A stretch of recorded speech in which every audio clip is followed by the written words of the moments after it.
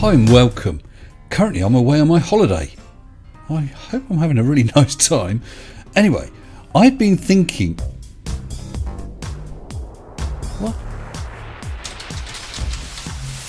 Yeah, that's better.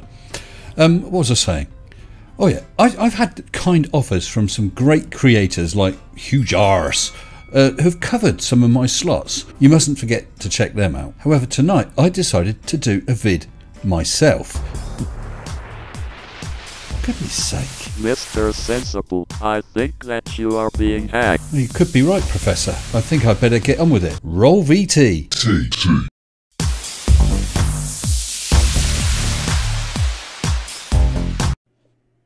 Ah, success! The corgis at Jarsz Industries have built me a machine that enables me to take over other channels. Woohoo!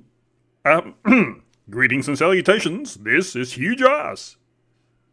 And I was tired of Mr. Sensible getting all the girls and the fast cars and the fame and fortune and the magnificent hairstyles.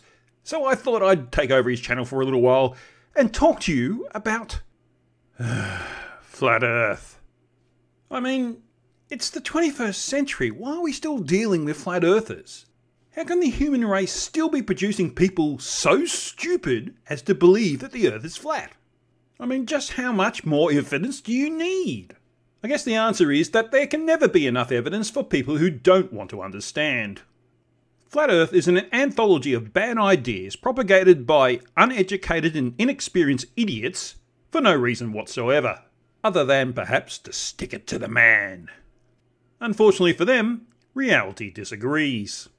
As an anthology of bad ideas, there is such a plethora of stupidity for me to choose from. So I asked people on my community page, what's the top 5 Flat Earth bad ideas?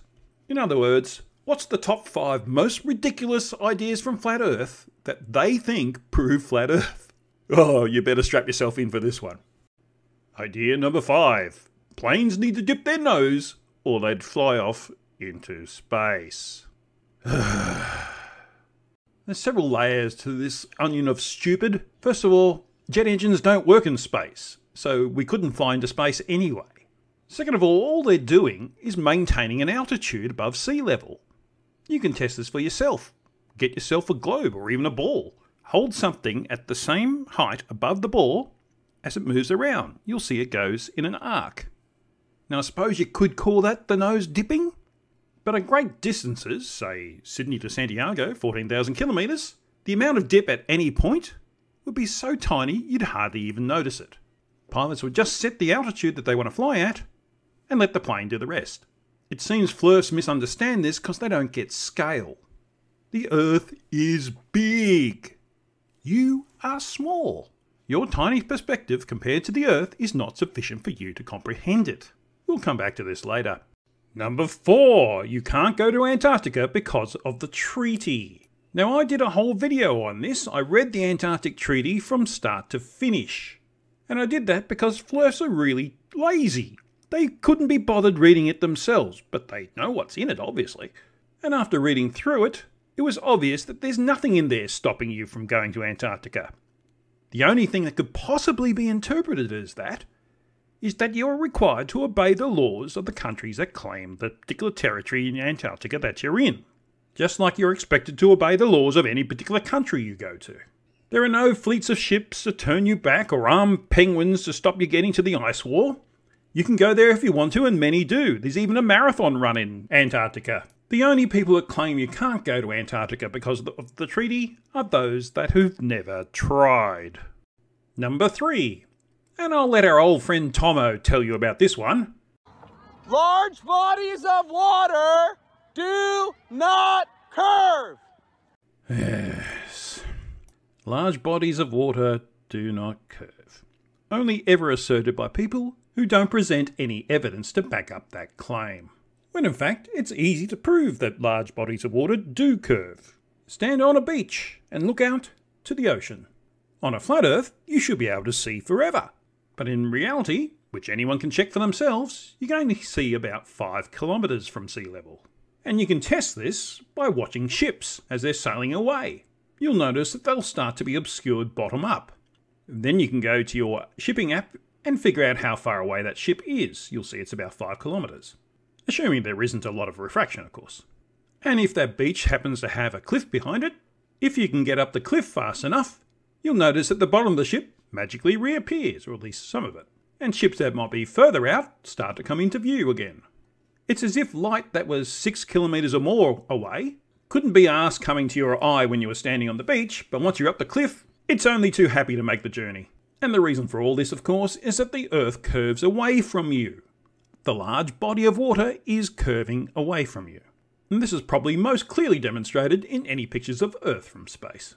Each atom of water is being pulled to the centre of the Earth, so it doesn't matter where on Earth it is, that's happening at the same time. And if the object that they happen to be on is spherical, then it's going to curve. Number 2. Water can't stick to a ball. For God's sake, why is it a ball meant to attract water? I do not understand that at all. It's not because it's a ball that attracts water. It's because of gravity. Its mass attracts the water and holds it to the surface of the Earth. But the best thing about this one is the stupid videos that we've seen about it. Interestingly enough, most from Dell. How do you establish level? How do you see? Let me see here.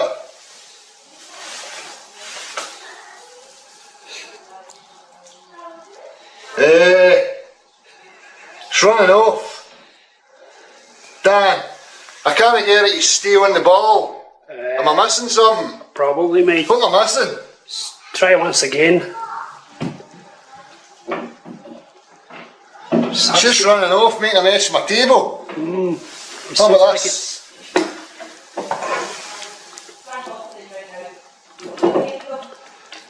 It's running off. I can't get it to contain itself on the outside of the sheet. Yeah, it's about 3:15, Dell. Now I'm sure some simpleton will say, "You haven't proven that water can stick to a ball." You see, my poor deluded simpleton.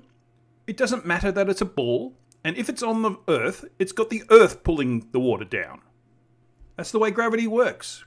If you take the ball out of the Earth's gravitational field, you'll see that it does stick to a ball, because the limited gravity that the ball exerts on the water will attract it. As you can see from these images from the ISS, in a near zero gravity environment, when the gravitational pull of the Earth is conveniently out of the way. And the last dumb flirth argument, it looks flat, so it must be flat.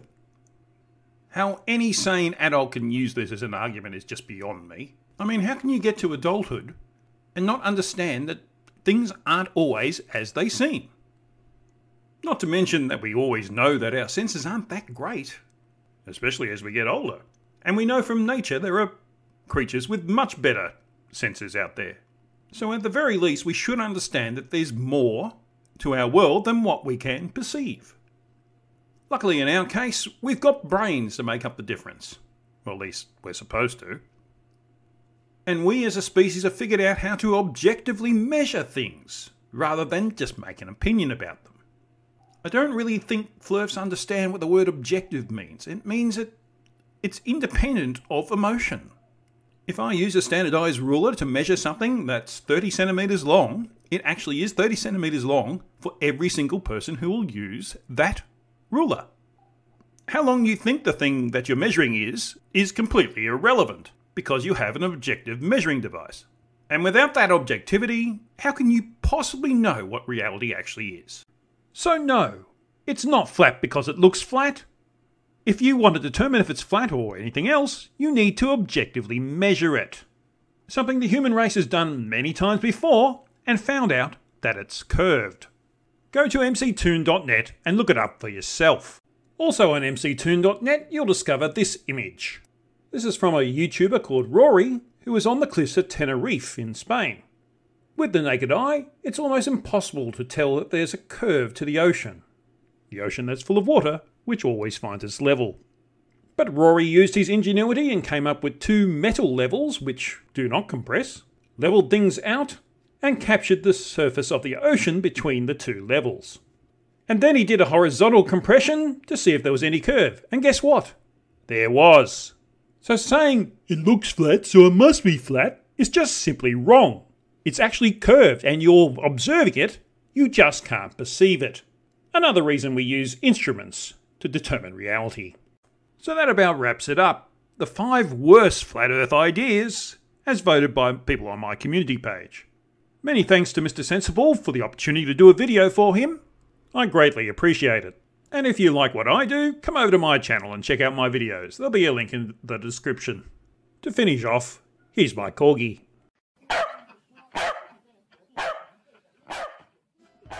Thanks very much for that, Hugh. Great sense of humour. Anyway, don't forget to check out Hugh Jarsz's channel. I put a link up there and in the description below. Look forward to seeing you all again soon. Until then, stay sensible. I want to give massive thanks to all of my supporting members and patrons. Thank you all so very much.